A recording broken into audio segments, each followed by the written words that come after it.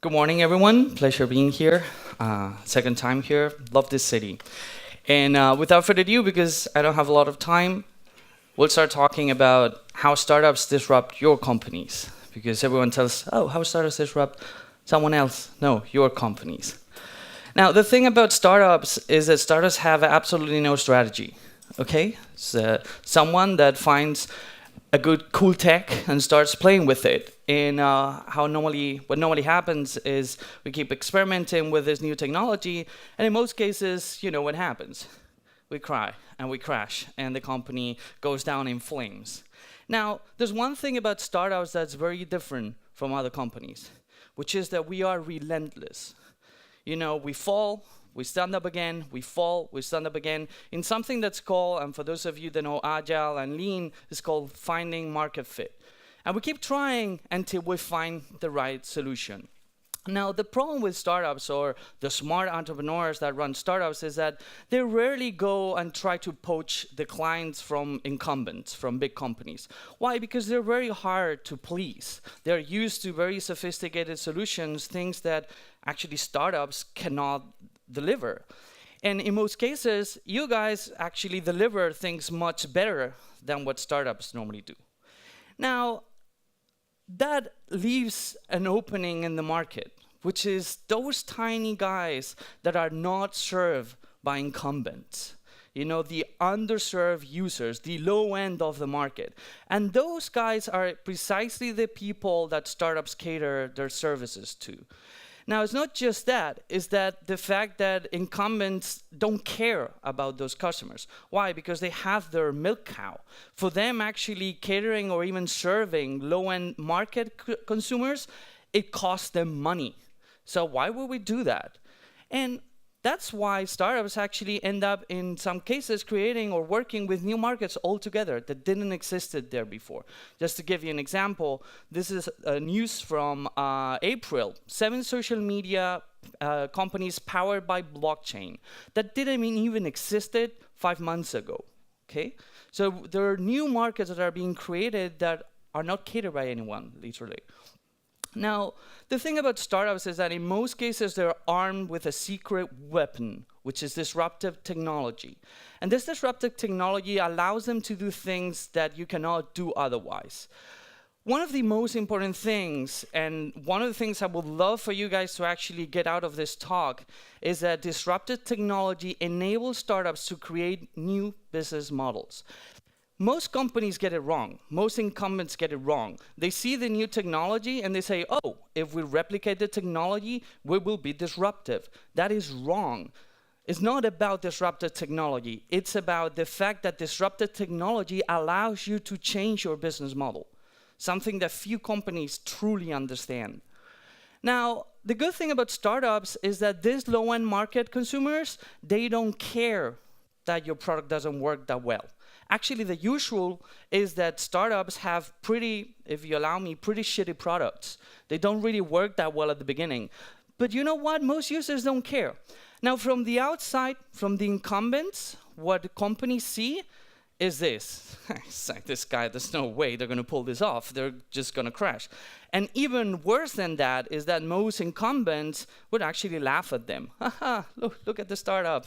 2 guys in a garage. Haha, you see what's going to happen.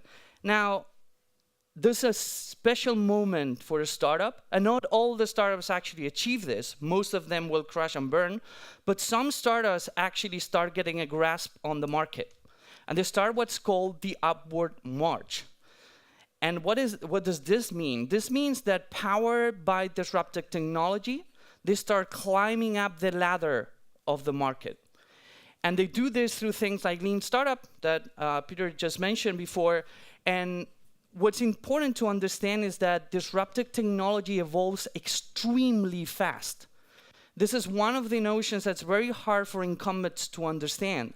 And when I talk about extremely fast, I'm talking about exponentially fast, which is very hard for human beings because we tend to be linear in our thinking. Not only that, but actually products get delivered faster than ever before. This is thanks through agile methodologies.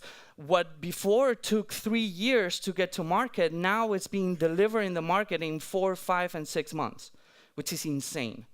Now, this double combination of things would allow us as companies, as startups, to actually disrupt the markets. Why? Because no one cares about them. And suddenly they start riding this upward march and they start taking away your clients. Now, the problem with this is that the moment the incumbents and the corporations realize about this, it's already too late. The reason being is because it's very hard to follow that disruption when you're still stuck with your old business model. Now, at this point, you say, oh, okay, we'll copy the technology. But it doesn't work like that. As I said before, disruptive technology is an enabler, but it's not the end goal. And setting up a new business model takes a long time. It's not something you do in 3 months. Now, let me give you a real case scenario of disruptive technology. Anyone here knows what this product is? Anyone? Raise your hands. No one? Okay, interesting. Oh, we have someone there. Okay, good. So this is a video call door ring. It's called ring.com. And the Ring case is a very interesting one because they recently sold the company to Amazon for $1.1 billion. And right now, they own 97% of the market share of US video doorbells. Let me repeat that, 97%. That's like all, basically. And it all started in a garage. This guy, he was an inventor, and he was meeting with a friend of him, and they were talking about new ideas. And what happened is he couldn't hear the doorbell from the garage. And he got annoyed every time they delivered a package and then they took it away, or maybe someone was coming and he couldn't hear it. So he thought, hey, wouldn't it be awesome to, be able to see who's calling at your doorbell from anywhere? And basically, that's what he invented. So ring.com is a video doorbell. And every time someone rings your door, the video gets activated and you can see the video on your smartphone. Now, this changed everything. Now, the interesting thing was that James went to a program, a TV program that's called Shark Tank in the US. It's a program where basically you go on TV, you pitch your startup, and if they like it, they will invest in you. And he pitched ring.com. At that time, it wasn't called that. It was called Doorbot. So he pitched Doorbot. And you know what happened? They didn't give him anything. They said, this is a really stupid idea. But here's the magic of the markets, and here's the magic of disruption. Do you remember I told you before, the hallmark of disruption in general is that most people discredit and disregard what's going on. It's very hard to see disruptive technology at work. Now, what happened afterward was that 1 month after being on TV, they got $1 million in sales. By the end of the year, they got $5 million in sales just for being in TV. And from there, they started getting a lot of investment. And the interesting thing is, how did they do this? How did they manage to pull it off?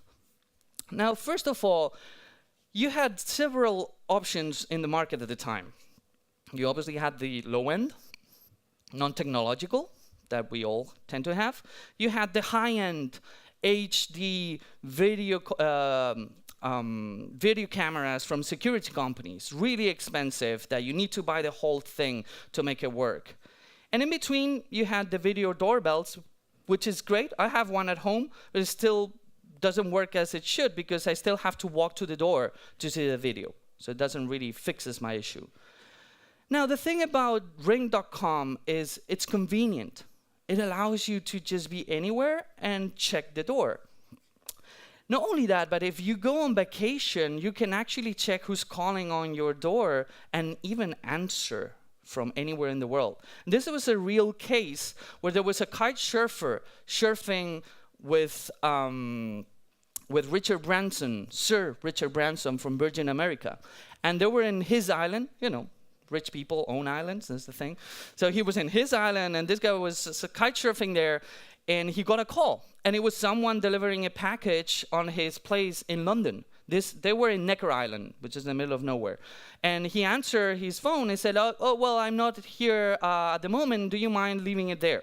And Richard was sitting next to him, and he was so mind blown. He was like, did you just talk with someone in London to tell them to deliver your package somewhere else? Like, yeah. And he said, like, and these guys didn't get investment? No. He became one of their investors. My point is, it's not just that it's convenient, it actually solves the security issue. And here's where disruption actually happens. What happened later is that, powered by disruptive technology, they managed to eat up another market. Now, what kind of technology are they riding on? Obviously, smartphones. You know, the smartphone penetration has been skyrocketing. This is the US. In other countries like my own home country, which is Spain, it's even larger. Okay, we have like roughly around 85% smartphone penetration. But not just that, it's the use of data. Before, we couldn't access that much data. Right now, I'm roaming for free in Budapest with my Spanish phone, which I think it's absolutely amazing.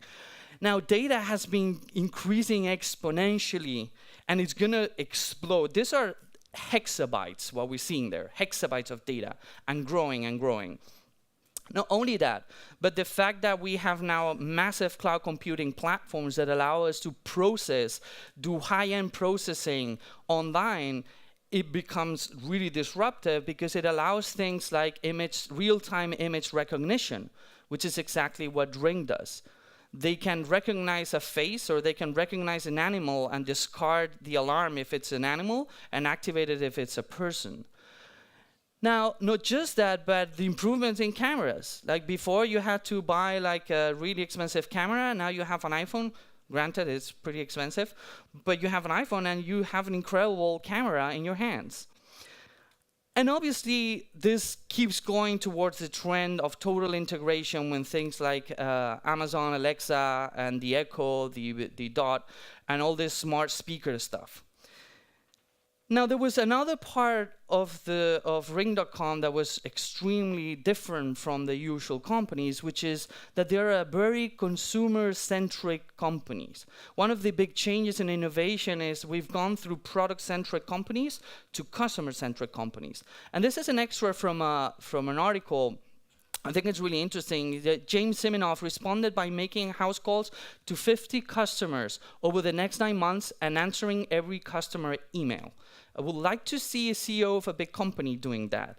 Until 6 months ago, he made at least 1 visit a month to help customers fix bugs like poor Wi-Fi connections. And he added, "I am relentless." Now, maybe the most interesting thing about Ring.com is that the convergence of these disruptive technologies allow them to do what we said before. They allow them to change the business model. And this is the hidden thing. This is the secret stuff that few people see. They're not selling a product. They're not selling hardware. Well, they are, but it's not really their business.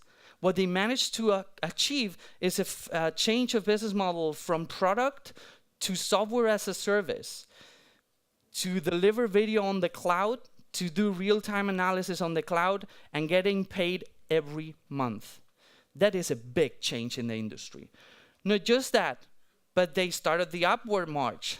And what does the upward march means? Now they're a security company. And you know what happened with all those security companies that have been sitting on that technology for years?